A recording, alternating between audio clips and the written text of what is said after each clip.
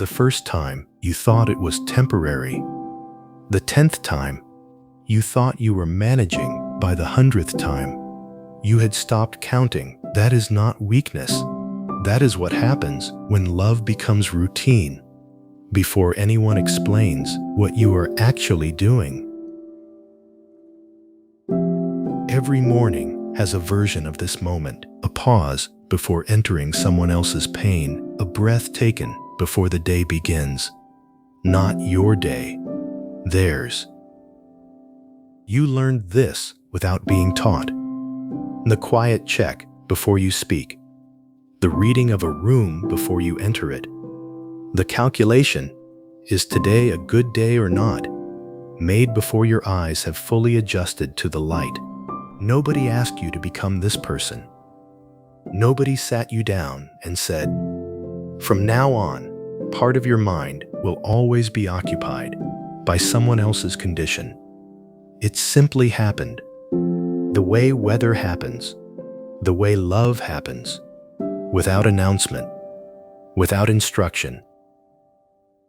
And somewhere along the way, without anyone telling you this was happening, you began to believe something, that if you loved them enough, correctly enough, consistently enough, they would get better.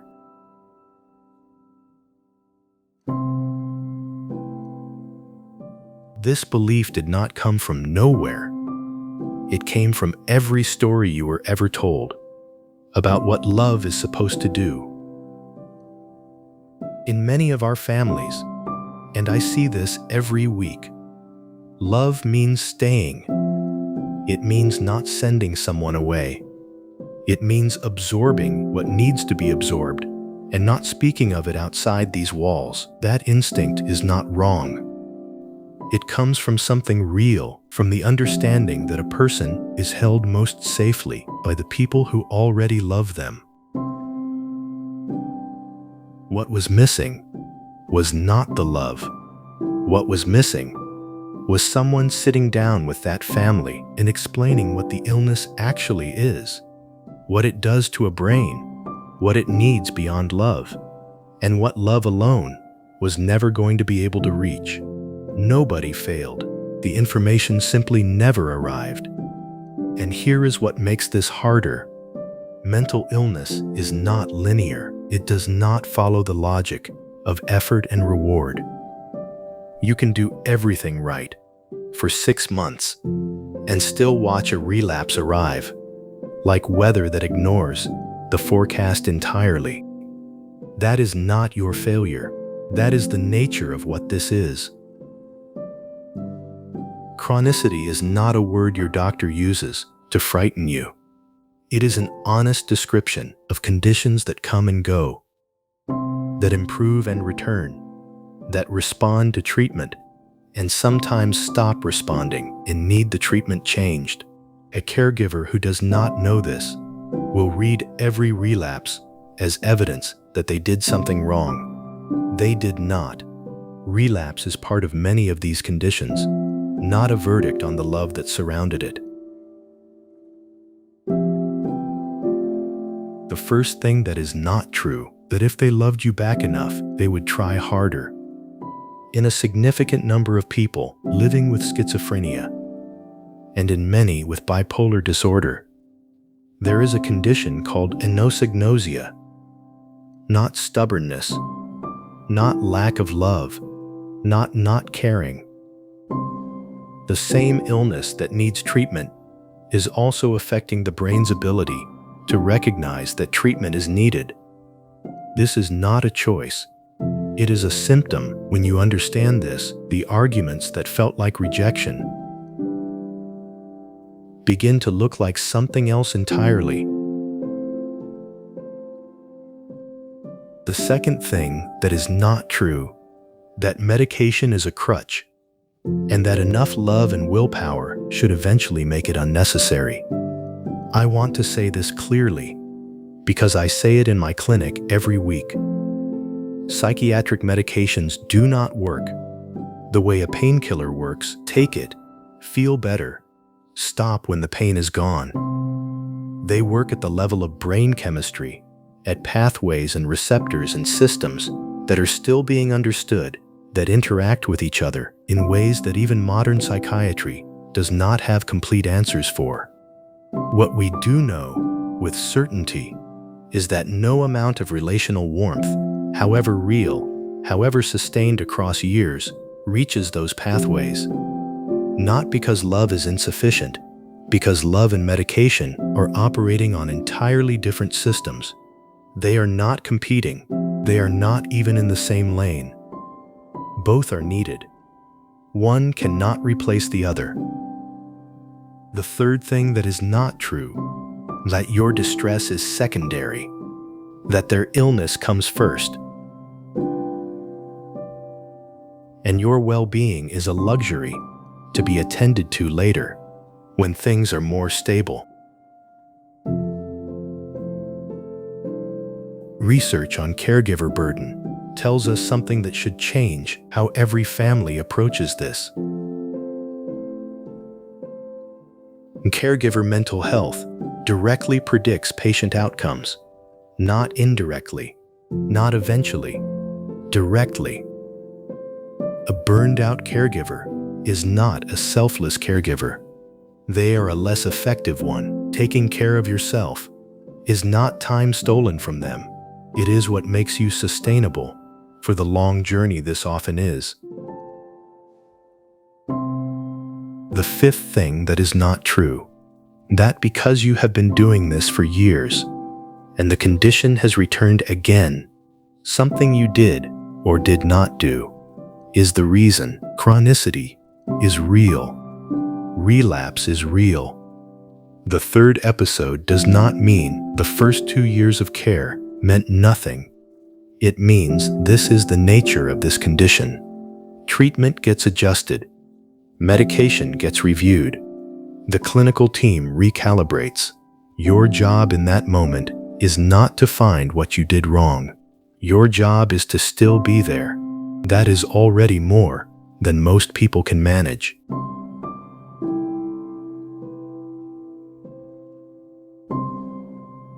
Now, not what you cannot do. What you can. The first thing, show up consistently, not heroically. Predictable presence reduces anxiety in the person with illness more than dramatic gestures of support. It is not the grand moment that holds someone. It is Tuesday, and Wednesday, and Thursday again. Consistency is the variable, not intensity. The second thing, learn the early warning signs, specific to your person, not the textbook signs.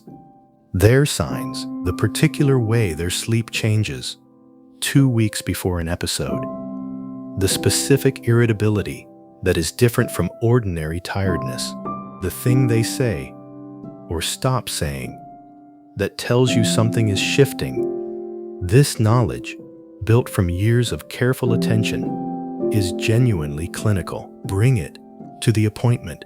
Write it down if you need to. Say, I have noticed this pattern. I want you to know it. You are not overstepping. You are filling in something. No investigation can replace the lived longitudinal picture of how this particular person moves through their illness across time. That information belongs in the room. The third thing, support treatment adherence without managing it. There is a difference, and it matters, between asking every morning with anxiety in your voice, have you taken your medication? And saying once, steadily, I'll come with you to the appointment. One increases resistance. One reduces it. The energy you bring to treatment is as important as whether treatment happens. The fourth thing, name what you are seeing without interpreting it. You seem quieter today. Opens a door. You're going into an episode again. Closes it. And adds shame to what is already heavy. The first is an observation. The second is a verdict. One invites the person toward you. One pushes them further inside. The fifth thing, know when the situation exceeds your capacity and say so to a doctor, to a counselor, to anyone. This is not weakness. This is not giving up. This is the moment when saying I cannot manage this alone gets the person with illness the level of support that you alone were never equipped to provide. Caregivers who recognize this threshold prevent more crises than caregivers who absorb everything in silence. The silence is not strength. The speaking is.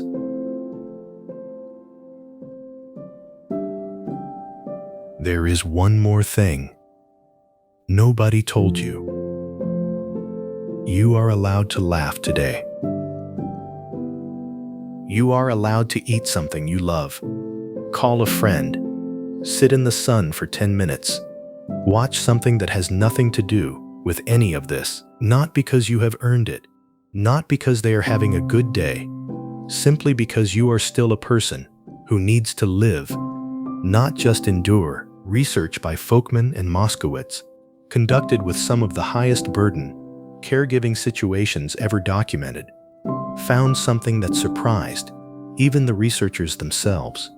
Caregivers who allowed themselves positive emotions, small moments of meaning, pleasure, connection, even in the middle of chronic stress, lasted longer, stayed healthier, gave more.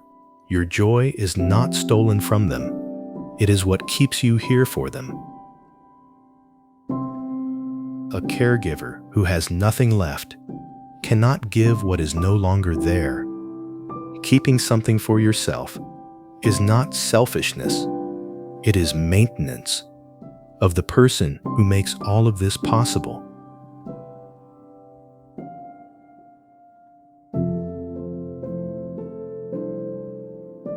Here is what was true the whole time. Your love alone is not the treatment, but your presence.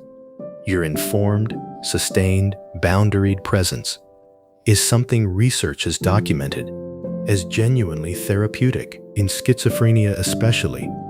The evidence is clear.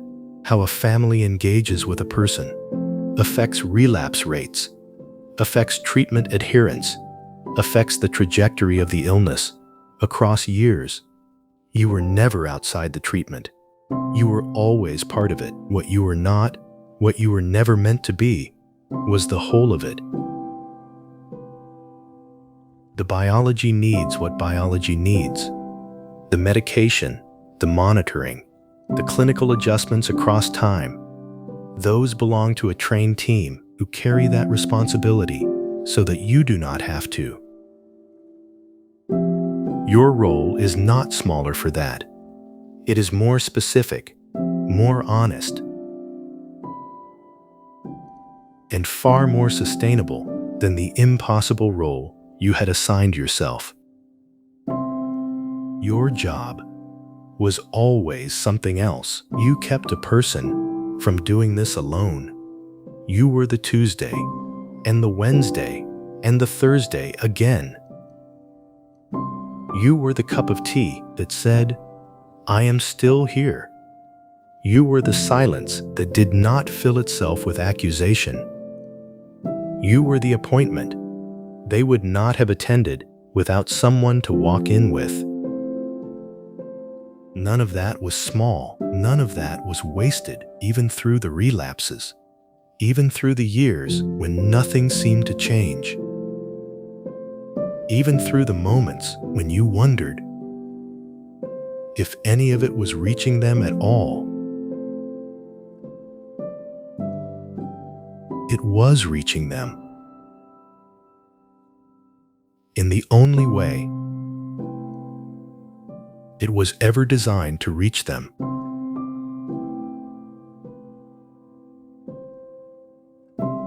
Not as a cure, as a constant. You were never the treatment. Even though you were never the treatment, you were always enough.